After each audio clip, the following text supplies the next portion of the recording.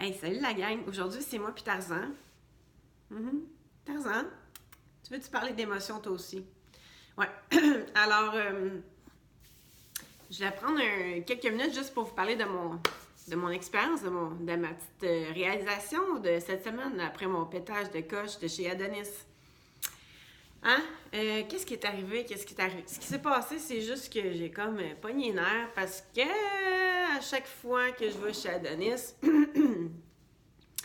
il emballe pas les sacs, il emballe pas ton épicerie à la fin. Bref, ça l'a fait monter plein d'affaires. Puis j'étais comme, je trouvais ça tellement stupide, ça a fait monter un paquet de frustration en dedans de moi. Et anyway, là, je suis arrivée dans mon auto. Puis après avoir posté la story, je me suis dit, c'est tellement inutile, Chantal, là. C'est tellement.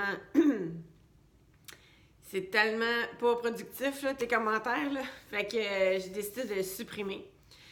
Puis, tout ça pour vous dire que quand je suis arrivée à la maison, chez moi, après, en fin de soirée, que je me suis vraiment comme assise, parce que j'avais comme une espèce de feeling de colère en dedans de moi. On dirait qu'il voulait pas partir, la frustration, puis c'était pas juste d'Adonis. On dirait que c'était comme toute la journée que je traînais une espèce de sous-pression, sous-tension. Puis, après ça, quand je suis arrivée chez moi, en fin de soirée, excusez-moi, j'ai comme la gorge un peu. Bon, on recommence. Donc, je disais que quand je suis arrivée chez moi, tu sais, j'ai réalisé tout ça, je me disais, non, ça n'a pas d'allure, supprime la vidéo. Bref, en fin de soirée, je me suis mis à pleurer, mais comme pleurer, toutes sortes d'affaires qui sont mises à sortir par rapport à la mort de mon père. Beaucoup de frustration. On dirait que là, j'étais comme dans un mode de colère, là, de me dire, je peux pas croire pourquoi ils l'ont pas réanimé, puis nanani, puis nanana, puis tu sais, c'était clair que c'était pas dans les intentions ou les souhaits de mon père non plus, parce que il est allé dans un centre de soins palliatifs, une espèce de centre privé, justement parce qu'il voulait pas... il voulait pas. S'il arrivait quoi que ce soit, il voulait pas se faire réanimer, il voulait juste partir en paix. Mais là, c'est comme si toute cette colère-là dans moi est sortie, là. Mais là, je vous dis, la gang, là, c'est comme j'ai pleuré, c'est comme ça avait pas, pas de sens, là. Mais pas que ça n'a pas de sens, là, mais des larmes, puis des larmes, puis des larmes. Puis un peu comme je me sentais dans les premières journées quand mon père est décédé, le 22 octobre dernier. Puis ça sortait tellement du cœur, même que physiquement, dans le cœur, ça faisait mal, là, tu sais.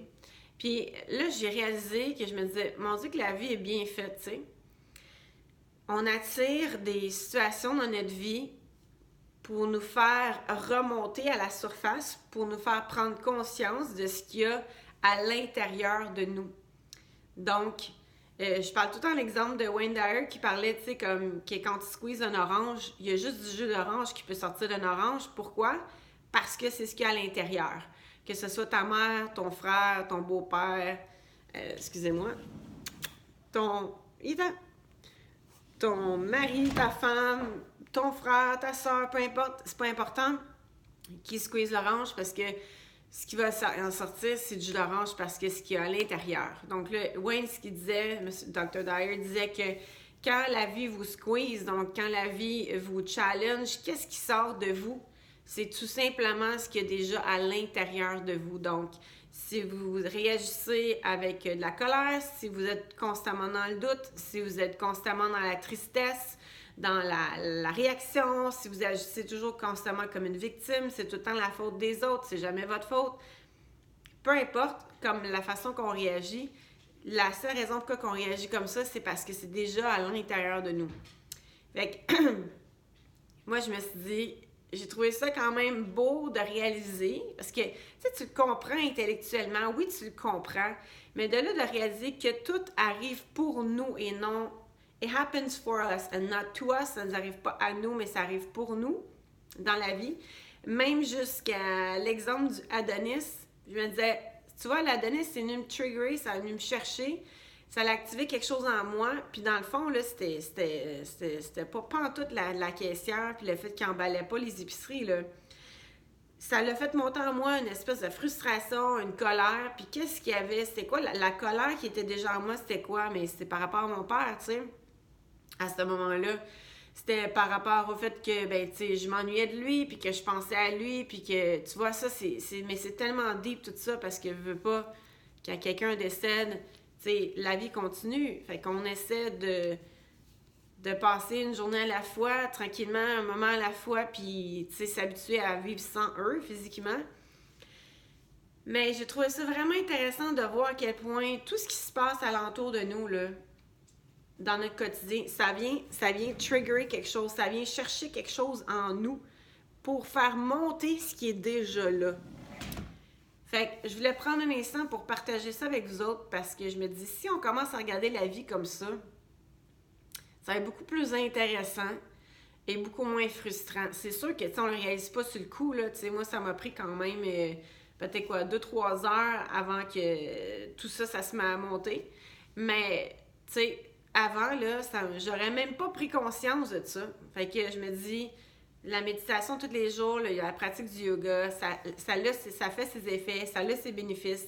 C'est sûr qu'on le voit pas toujours de façon instantanée, mais le changement, il est là. Le changement, il se fait tranquillement, tranquillement, tranquillement. Puis des fois, c'est quand les choses arrivent comme ça qu'on réalise à quel point on a évolué puis qu'on a grandi. Donc, moi, ce que je vous dirais, c'est que je vous invite à faire rentrer votre chat du balcon. Je vous invite à regarder un petit peu ce qui a tendance à monter beaucoup chez vous. Puis moi, c'est définitivement comme, si je regarde dans ma vie, là, comme une colère, une frustration, un sentiment d'injustice, tout ça. Mais, tu sais, en dessous de la colère, là, il y a beaucoup de tristesse. Donc, je pense que la vraie émotion pour moi, c'est plus la tristesse que je me suis jamais permis de vivre quand j'étais plus jeune. Peut-être comme ce coup, souvent comme sur le choc un peu des événements dans ma vie ou peu importe. Puis ça s'est comme transféré en colère, puis là, la colère vient de la tristesse, puis là tu te demandes, en tout cas, tu sais, le doute. Fait qu'il y a beaucoup de layers à tout ça. Donc, moi, je vous invite à regarder ça un petit peu. C'est quoi l'émotion primaire qui a tendance à revenir dans votre vie? C'est quoi les situations que vous attirez dans votre vie? C'est quoi le thème commun des situations qui vous dérangent, qui vous attirent dans votre vie? Donc, regardez ça, puis je vous invite à réaliser aussi que ça, c'est tout simplement une réflexion de ce qu'il y a à l'intérieur de vous déjà. Alors, j'espère que ça va vous aider, que ça va donner un petit coup de main. Je vous embrasse et je vous souhaite une bonne fin de journée. Ciao!